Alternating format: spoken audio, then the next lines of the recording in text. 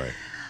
Let's talk a little geopolitics because goodness knows there is a bunch of stuff happening all the time. And our next guest says geopolitics is no longer background noise. It is now a core pricing mechanism in global markets. So let's dig in with Patrick Murphy. He is Executive Director of Geopolitical Advisors at Hilco Global. Patrick, thanks so much for being with us.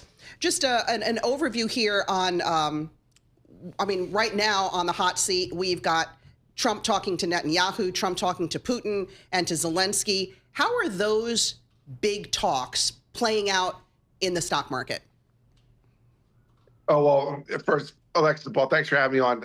It's playing big time because, when we look at geopolitics, it's now not just background noise, as you mentioned. It's really a core pricing mechanism out there. So these geopolitical things, especially in the Middle East, when you look at our shipping costs from last year up 300%. Why? Because there were Houthi attacks against the shipping lanes there, especially in the Red Sea. So in those certain routes, shipping costs going up 300%. So, when you say 440% of the world's container traffic comes from that region, that's a big deal. So that's why you saw the United States and UK join forces in what we called Operation Rough Rider to attack the Sunni Houthis there, to put them back on their heels. But it's still a volatile region. So that's why, listen, at the end of 2025, we need to make sure that we are moving the ball forward on hopefully some peace so we can just continue this, economy that's moving in the right direction. Patrick, you're a young guy, but man, you've done a lot in your life. This dude, Iraq, he served U.S. Army, okay? So thank you for your service, sir. In Iraq, in Bosnia, 32nd Undersecretary of the Army, not even sure what that means, but it sounds really cool. Served in the U.S. House of Representatives. The dude's had like 3 lives, and he's still a young man. Very cool. Well, I drink a lot of coffee, my friend. I drink a lot of coffee. And, hey, Patrick, when you talk to corporations out there, executives, did they understand that, they really are impacted by geopolitics? Because I think we as consumers and investors, we learned that the hard way during kind of the pandemic, if you will. We kind of said, boy, that global supply chain is pretty fragile. Yeah, no doubt about it. And I think what you're seeing, Paul, is markets are rewarding resilience. You look at the numbers. I'm a numbers guy, right? So 70% of global manufacturing, they're basically like they're saying, hey, we want to make sure that we are increasing onshore or nearshore. Why? Because they want to make sure that, they're moving from just-in-time, basically, inventory models to making sure they're being replaced by hybrid systems. So 60% basically a safety stock, right? Because we saw during COVID, when they were hurting, they weren't able to react and produce for their customers. So that's what Hilco does. We're phenomenal at basically excelling for our clients where we say, hey, let's make sure that we're doing pricing and repositioning when you look at these geopolitical dislocations, particularly though, where the public policy collides with private capital. So, we are best in the world at this. I'm excited to be part of this team. I love being part of the Army team, Paul. As you mentioned, I was a soldier in Iraq, professor at West Point, and I was the undersecretary, is basically the COO of the Army, and I was the acting secretary of the Army. But now I'm with the great team at Hilco Global, and as a part-time professor at West Point. I'm sorry, at Wharton now. But it's just an exciting time to be in geopolitics and make sure we're helping our clients, be ahead of the curve.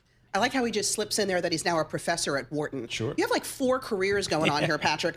I'm just curious what you're hearing from your clients and as they look at investments through this geopolitical lens, and what are some of their biggest concerns heading into the new year?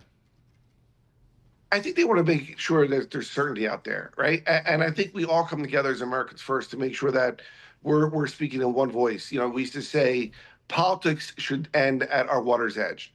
We know that might be trite and not necessarily the case. And listen, I served in Congress when I came back from Iraq.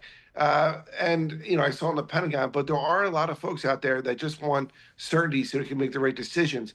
But Alexis, what you're seeing is that there's a massive public-private partnership. What does that mean? That means like industrial policy is being like reshaped out there from chips to ships. What does that mean? That means that you're seeing things like the CHIPS Act, right? Yeah, it was tens of billions of dollars of government investment, but that triggered $300 billion in investment in the semiconductor industry. That's a positive thing, but it's not just in semiconductors, not just with chips, it's also in defense.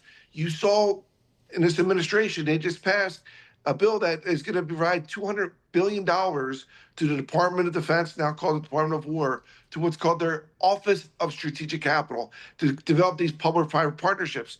So you're seeing the government put in there, that's, again, $200 billion is over the next 4 years.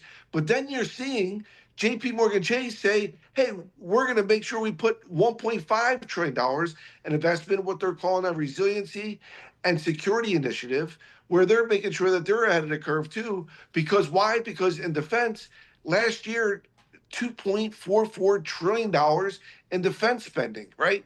Where there's this recalibration with, basically world powers to make sure that, they're doing what's necessary to keep their families safe, and they have security goals. NATO specifically, it's all about they're supposed to now hit 3.5% of their GDP in defense spending. Some countries like Germany blowing past 4%. So you're seeing this real calibration going on, and it's exciting to be part of it. And that's what our clients want. They want the data that's going to affect their bottom line. That's going to affect their customers to make sure they're ahead of the curve and not sleep at the wheel. Patrick, we've seen some movement towards nearshoring, friendshoring, onshoring, all that type of stuff of various parts of the economy. Does that signal that globalization is dead?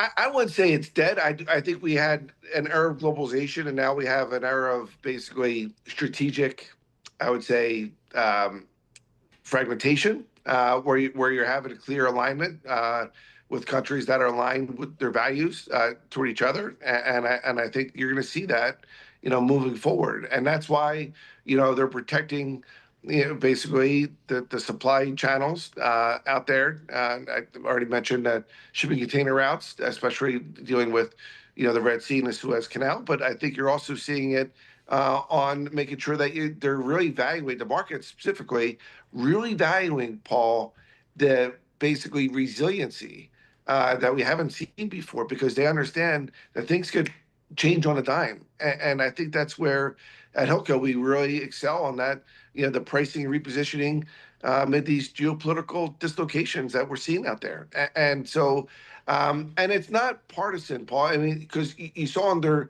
President Biden about 16 million new jobs in his 4 years, but 1.5 million jobs in manufacturing. And you're seeing President Trump now double down on American manufacturing. And, I think it's going to be here to stay, moving forward. Yep. All right, Patrick, thank you so much for joining us. Really appreciate it. Patrick Murphy, he's the Executive Director, Geopolitical Advisors. The firm is Hilco Global, and he brings his wealth of experience from the military, from Congress, to the consulting side as